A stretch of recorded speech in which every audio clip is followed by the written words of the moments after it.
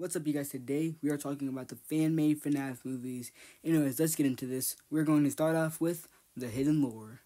Hidden lore basically starts as like the FNAF 4 I believe 83 or 87 cutscene, which basically consists of the crying child at a birthday party. But this kind of makes it more in-depth. Crying child with his sister talking about his or I guess Elizabeth talking about his nightmares about basically just FNAF 4, and then it kind of gives us an introduction into Fred Fazbear, which is the equivalent of Henry, and Peter, which is the equivalent of Afton.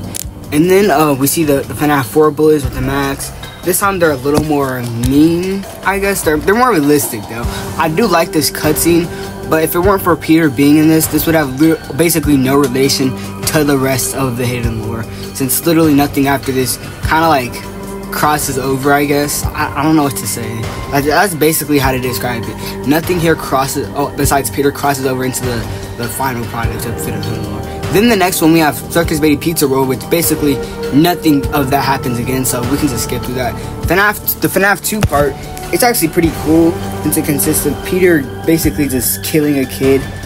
That's literally what happened. Peter kills a fucking kid in Five Nights at Freddy's 2. And Henry knows that Peter kills kids, and he's all cool with it. He does not give a fuck, which is actually kind of crazy, since if I had a friend who was killing people, I would not be friends with him at all. I'm just going to keep it a buck.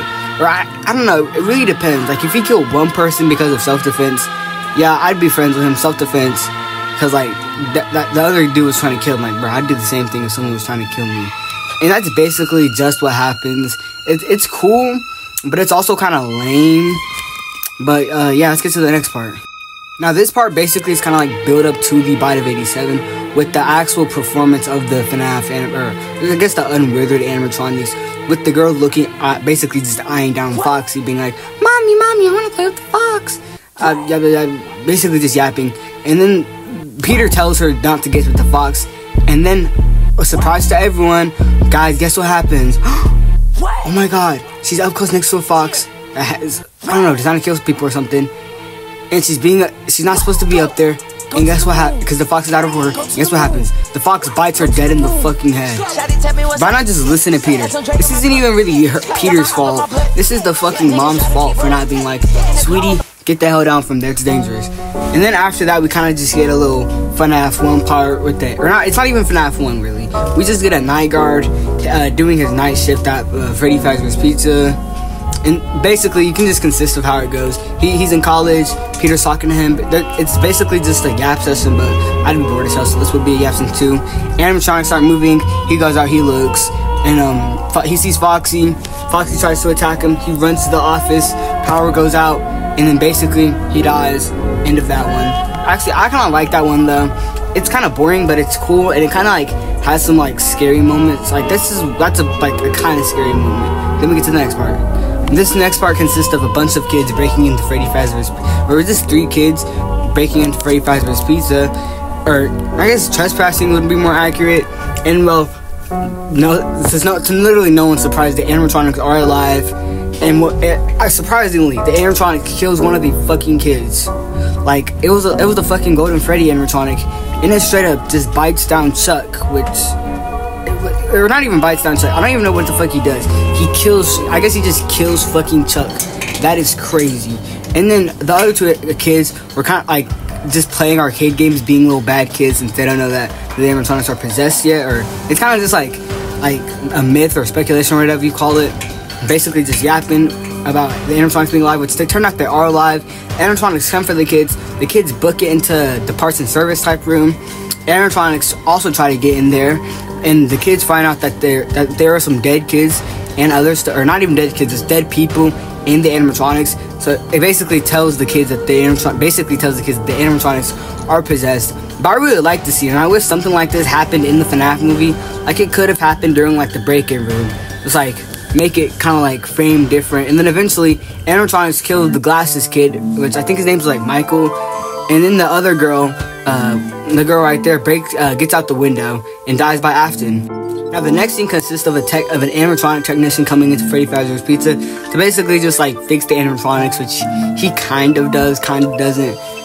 Basically, he comes in there to fix them, you can kind of imagine what happens. The animatronics start glitching. He kind of like resets them with the flashlight, and then he doesn't really understand the puppet and why there's like a little Freddy mat, or the puppet, and why you gotta run the music box. He doesn't really understand that at all. Which anyways, after that, while they're trying to start kind of coming for him, he runs out to leave, and whoopsie daisy, Peter locked the door on him, and Peter's kind of just being a dick, kind of like being like, I'm sorry for Victor, and then yeah, that's basically how that scene goes. I wish something like that was in the movie. After that, then we kind of get this spring lock scene, which it is a chef's kiss. It is beautiful. It is a fucking beautiful. This is one good spring lock scene. It basically consists of Peter kind of like getting haunted by some form of like nightmarish, hellish marionette, and then it looks at him. He gets teleported to Freddy Fazbear's Pizza or something like that. I can't even really explain what happened. This is some fucking movie magic type shit. And yeah, Peter just looks around. He's like, oh my god, how am I in Freddy Fazbear's Pizza? The phone's ringing. Peter thinks it's, what's his name? Fred. He picks up, it's not Fred, it's just some random type voices. And not gonna lie, this is a fucking a bit amazing scene. Like, this scene is awesome. He sees all of the people that he's so far killed, and the puppet. It's a beautiful scene. And then, as you know, it's a spring lock scene. He runs in, goes into the spring lock chute, and then, well, you know what happens. He sees all the victims he killed. They're looking at him all furious. He's like, you'll burn in hell. Like, and then, tick, tick, boom. He basically gets spring locked. Now, this is a badass fucking spring lock scene. Like, this is a fucking grade A spring lock scene. But it's also kind of like unrealistic, which is one of the reasons why I love it so much. Then after that, we get teleported to Fazbear's Fright. Or I can't tell if it's Freddy Fazbear's Pizza or Fazbear's Fright. Whatever. It's badass. It's cool. Peter's there as Springtrap. Basically, I'm just start calling him Springtrap. It basically leads his build up to a FNAF, or the Hidden Lore Part 2. Henry's talking to Peter. We got a bunch of monologue, or like, it's basically just a good yap session. But it's worked. I wish something like this could be in a FNAF movie. It wouldn't make the most sense to have this in FNAF 1, but like something like this to be in a FNAF movie would be beautiful. And then as we get one of the best shots, Fred burns Springtrap, and then the whole place burns down. Since he's burning down, I think it's Fazbear's Fright, but yeah, he burns it down. And then we get Hidden Lore 2. Hidden Lore 2 is an amazing part, but it kind of feels different. Now Hidden Lore 2 starts off as getting Mike Schmidt and his friend, who basically became Freddy. I think his name's like Fritz or something. Yeah, he gets like a couple flashbacks to Fritz and Michael when they were kids, which is why Freddy or Fritz doesn't fucking kill Michael, you know what I'm saying? But then we get introduced of how Fritz did become Freddy, kind of, and well, it turns out Mike had a whole friend group at Freddy's Pizza on a bad day, and we get another killer. I forgot his name. But he comes in there. He basically raises hell.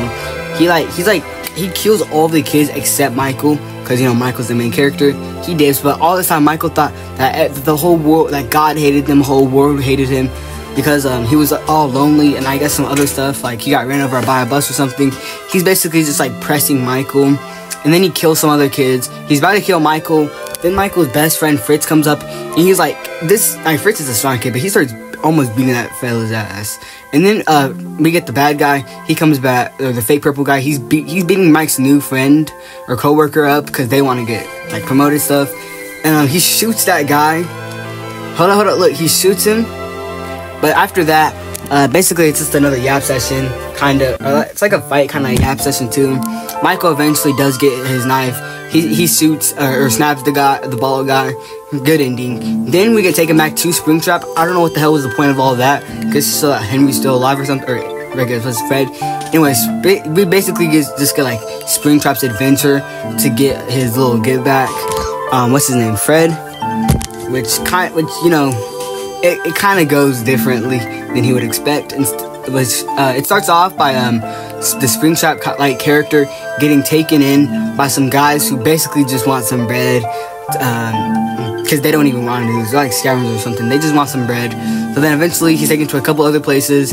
He's basically brought to an abandoned Fredbear's family diner, kind of like getting like destroyed and stuff. He sees Fredbear.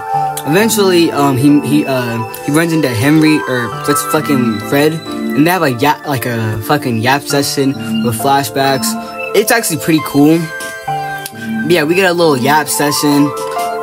Then after that, Fred's like, "Can I make one last deal with you?"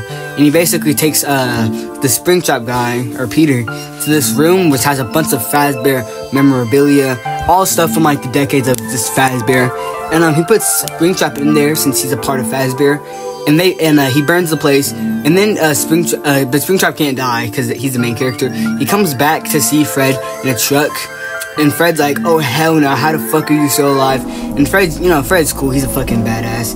And Fred's just like, you know what? No. I'm not the one. Springtrap. I'm not the one to get threatened by you. And this motherfucker Fred, he's just a boss. He's boss as fuck with this, bro. Just look. He rams Springtrap with his little Jeep and dies. And that is the end of the Hidden Lore franchise as of now, since the guy who made Hidden Lore hasn't released any other parts to this. So yeah, that's Hidden Lore for you. Now we have the Secret 4 Studio FNAF movies. The movie starts off by going as a kind of like a brief description of the past few Freddy's events, with ambulance, missing kids, dead kids. It's basically just a bunch of stuff. That's basically how I can summarize it. Then we see our main character looking at Freddy's. We're in Arkham, Massachusetts, 1987. Basically just a flashback to the police pulling up to Freddy Fazbear's Pizza, where they see something that's honestly pretty crazy and also pretty cool. But look, it's literally on screen. I'm just let y'all look at it. Let's see. I like this Freddy design, and the fact that the cops pull up, you know. And then they see a destroyed Freddy. I swear that wasn't in the original one. Some guns. Oh, this is actually pretty crazy, but I could have sworn that wasn't in the original one. Maybe I'm just tweaking. It always has to be. We have to see a bunch of stuff of like destroyed animatronics. Then, well, we got our main character, or some of our main characters. It's basically like a team of people looking for this missing kid. And look, to be honest, I'm not even gonna lie. Twisted Movie 1 is pretty okay. It's not the best. There are way better. Or not, it's not called Twisted. I'm not covering the Twisted movies because they're just okay. The what's it called? The Secret 4 Studio Movie 1, it's alright. It does have some cool moments, like the one that's basically being displayed on screen of all the weird animatronics being chained up on the wall or whatever. It does have cool moments, but it's pretty lame overall. Like, look, I can basically just summarize the whole movie.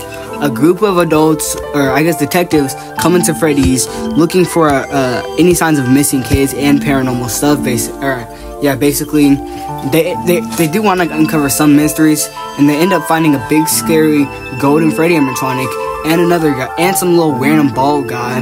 And basically, a bunch of backstories reviewed. The place is burned down, and then that's basically how I can basically describe movie 1. It's okay, but there's not much I really want to like do for this movie. Like, this movie's cool. I'll watch it again someday. I just don't want to watch it right now, to be honest. Like, it's not even that I don't want to just watch it right now. It's like a movie that, like, once you watch it the first time, anytime you watch it again, like, you'll basically just be like you won't really care to really watch it again. Like, you could watch this while playing a game. You could watch this while brushing your teeth in the morning. It's not necessarily too crazy. It's nothing that I particularly was fascinated with. Oh my god, all the animatronics are alive. I mean, it's cool, but the second one's a lot better. This movie could have been a lot better if it was much more like the second one. Like, it has cool moments, but then it also doesn't have cool moments. Like, this movie, it's basically just a backstory for the second movie. Like, it provides parts, characters, information, places. It's literally just like a graphic novel for the second movie. Like, it's literally just build up, but it's still a good movie, and it's worth it to watch after all, since obviously I'm covering it and I've watched this movie for years now. It's worth it to watch the movie, but it's pretty mediocre.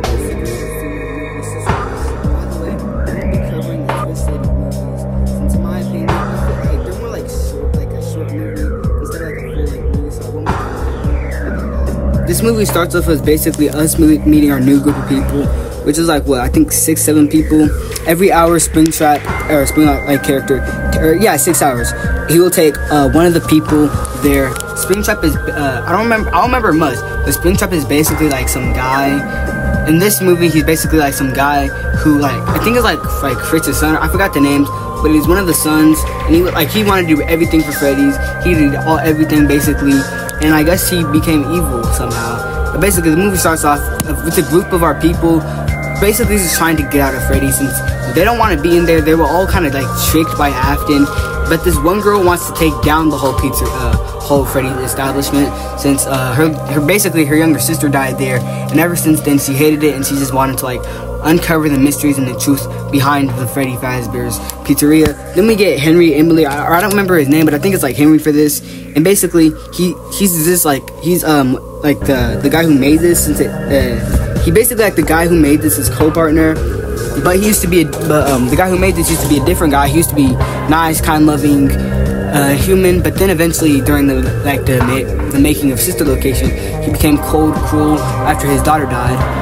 Then we have the girl with, or I guess not to be racist, but the Asian girl who's basically just a fashion designer. Our main girl, who I think she's a detective, and her partner died at Freddy's. Then we have no offense, but the black guy. Who's basically just there because what's it called? He's a night shift. And then we have the guy who basically looks like an engineer or something with the puffer on. I think you can guess what he is. He's a fucking engineer.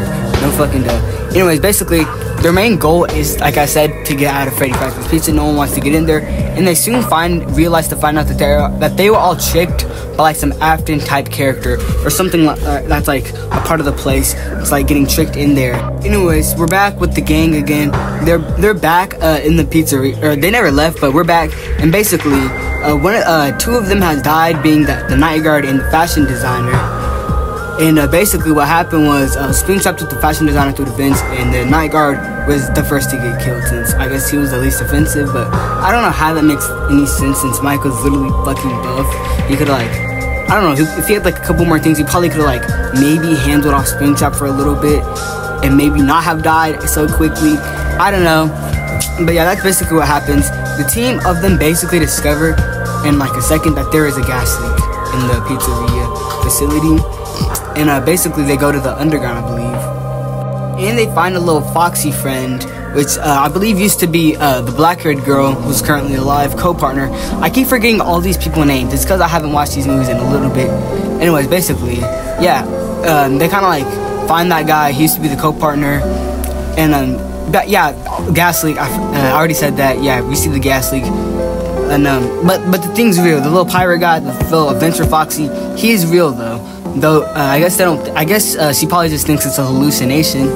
But yeah, he is real, and this has a lot of Easter eggs to other stuff. Anyways, they basically find the Sister Location elevator and go down to the Sister Location. I don't know. I guess this is a bunker or something. But yeah, with a couple of things, they basically go into the Sister Location, and damn, that is a bad cupcake model. What the fuck? Yeah. Anyways, Henry dies because the elevator breaks down. And we get a scene to the orange hair girl, the rich girl. I forgot her name. I think it's I don't remember her name. But they're in this little control module area. And then we get the wealthy guy. I forgot to mention him, but he's kind of or not wealthy, but he's this guy who got this job at Freddy's. He's a journalist. Ryan's his name. And then basically, Ryan is actually hired by Afton to make sure that everyone in there dies. Which, that's kind of morbid. But he does have a wife. And he kind of just doesn't really care about life. He just wants money for his, I bet he has kids or something, and he just wants money to support his family, I guess. And yeah, that's basically yeah. Eventually, he basically lures her into the back area because they see Springtrap, and they come up with the plan to kind of kill him. So he knocks out the orange hair girl. She goes into that. Oh yeah, they see him carrying the old guy, but they knock what's his name? Ryan knocks out the orange hair girl. He puts her in that in one of the control shock rooms, and then he baits Springtrap to come in there because she's in there all alone, and I guess it's a new hour. And Springtrap is about to kill her, and then he just jams that thing, and both of them get electric, like control shock. That is a lot of voltage on that girl. On a human, she is definitely going to die. There is no way she could survive that unless she's fucking Superman. Spider-Man could survive that, But yeah, he's like superhero, like a Spider-Man or something. He couldn't survive that as just being like a mere human being. So he'd have to be fucking extraterrestrial. Anyways, I forgot his name, but the mechanic guy and the girl are in the room, and they see the circus baby who, remember the girl from the last story, the main character girl? Yeah, that's her, and she's with the little fox guy, and they basically tell, what's his name, the mechanic and the girl, basically what happened. They basically just tell the whole origin story. The thing with these movies is they have a lot of storytelling, basically. It's good, but it has a lot of story with it.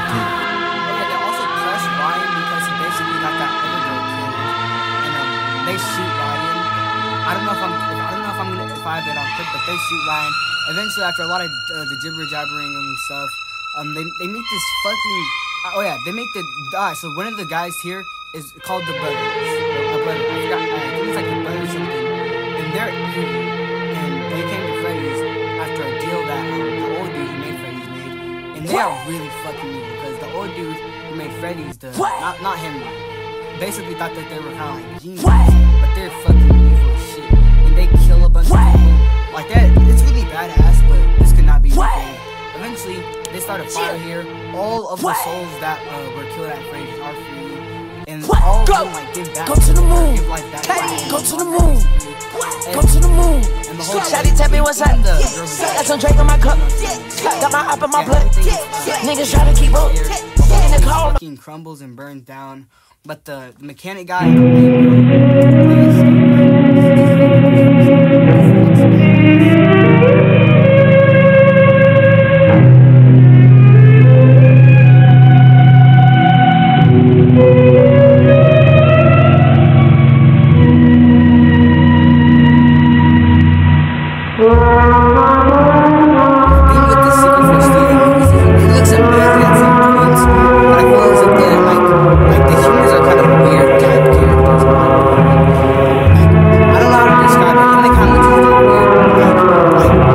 Like, even though it's a whole studio, it looks a lot more like less good than the other one at some points. But then the grand reveal is that Afton was the news reporter reporting on her. Even though I haven't talked about this, but that girl has been in like a medical, she's basically in the hospital.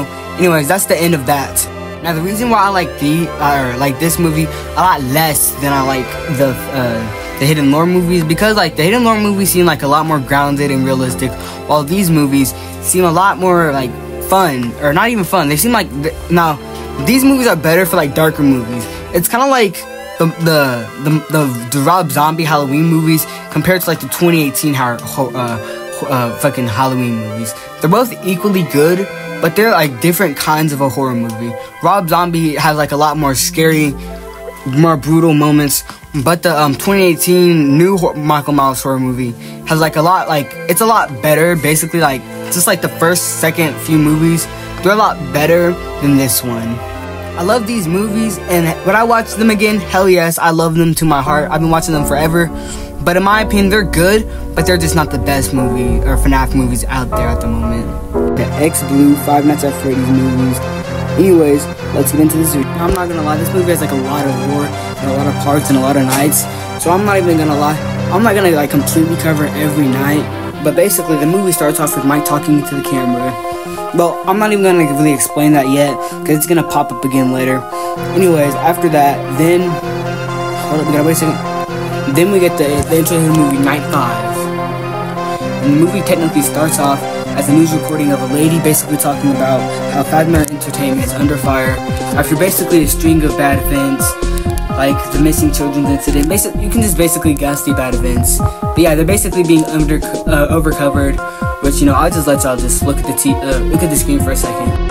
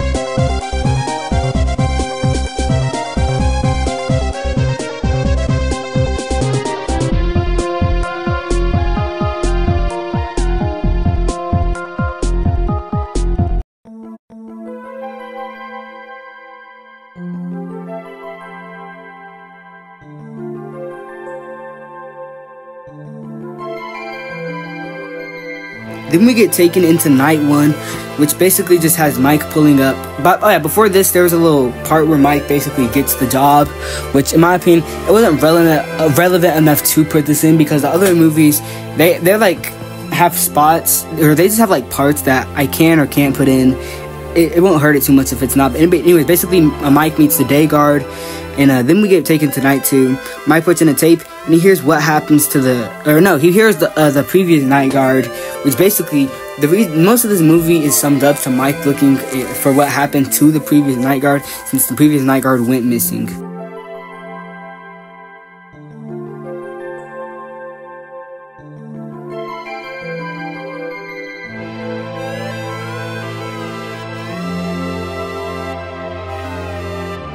Anyways, since the animatronics move around, Mike kind of thinks that's weird, since Mike's just a normal human with no like knowledge about the FNAF world that we know. Anyways, he goes to his dad, William Afton's house, and basically just questions him. But since William Afton made the animatronics, he doesn't also want anything to do with Michael because of the bite of 83.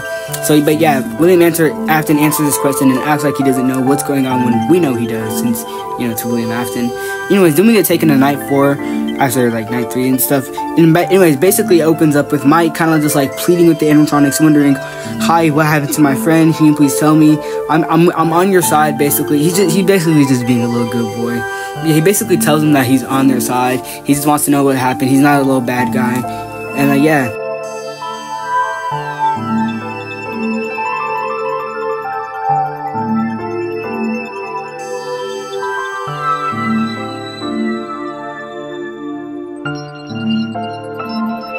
Though in this night, we do kind of get taken to a hard mode, with Mike having to deal with all of the animatronics coming at him at once, which this scene is beautiful.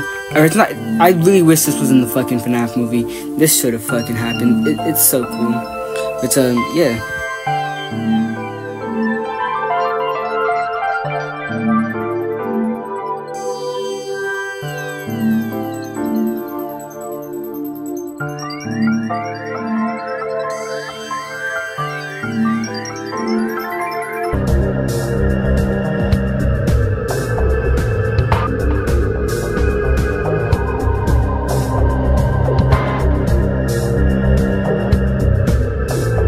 Night 5 basically starts off with Mike kind of just pulling up, kind of seeing where like, what's his name? The previous night guard we're taken at, and then he basically starts freaking out because of how much stress I guess he's under. And he starts talking with the animatronic. He's literally just freaking out. He starts throwing the tables around because he thinks that's where he was. Eventually he sees a little, like, after that he's done, he sits down. He sees like little scuffs of like something like little like indents in the floor next to the wall.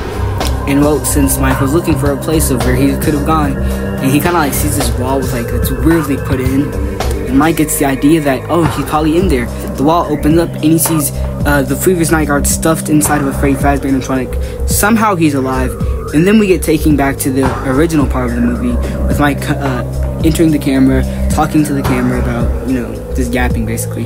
Then Golden Freddy comes out, since that's the body of 87 because of all the blood with him. Mike kind of just hides from him. He's kind of course, obviously he's scared from Golden Freddy. Golden Freddy pops up, he starts choking him. Mike kind of just pleads for his life, tells him he's sorry, and basically all that other type of junk that you would expect from this. Yeah, Mike's basically just getting choked out. Eventually, he does get let go though, which y'all can just basically summarize the next few events. I'll summarize these events. Mike drags his younger brother Evan to the place, which Evan is Golden Freddy. He puts Evan inside this Fredbear animatronic head, which after that Mike cries for a bit. Fredbear is taken down. I guess his dad doesn't really love him anymore. And then we have the funeral, which Mike is crying a lot more than anybody else, since, well, that's his little brother. He directly caused it. Mike just cries a lot, like, because he gets kicked out too by his dad. And then he cries again in his bed, which basically shows Mike's life and how he kind of like regrets what he did so much. And then he takes the previous night guard stuffed out of there, and then he sees his dad. His dad basically confesses to all the murders, talks so much crap. He says that he already tried to kill Mike at, I guess, some previous location, didn't work. Mike should be dead. And he says that if he doesn't get out of there in like a minute, he'll kill Mike. Which, that happens at the end though, but they basically just have a lot of dialogue for a second. Like, basically just like just yapping about murders and stuff. And then, as you can see, the dad is obviously William Afton by the animatronic, or the little spin lock suit in the back. The previous night guard is taken to the hospital, and somehow he is alive, which is crazy. Anyways, Mike pops back to the Freddy Fazbear Pizzeria. The owner, I guess he's Henry or something, is basically just mad at Mike, telling him, why did he do this? Why did he destroy the animatronics and stuff? Because they were already gonna close, but he just had to go out bad with all of that stuff. And then Mike tries to explain what happened, but the wall is all closed off.